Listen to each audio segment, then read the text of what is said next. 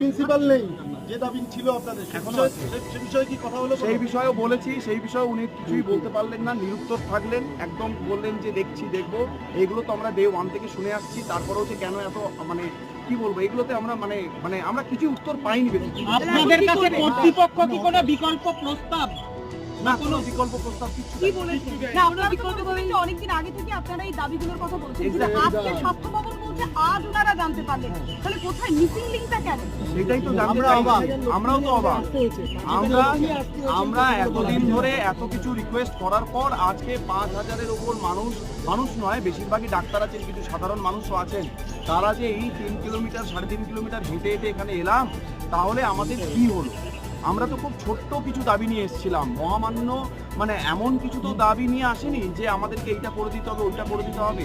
এই দাবিগুলো আমাদের প্রথম থেকে খুব ক্লিয়ার, যেখানে 4 ঘন্টার মধ্যে একটা অর্ডার পাস হয়ে যেতে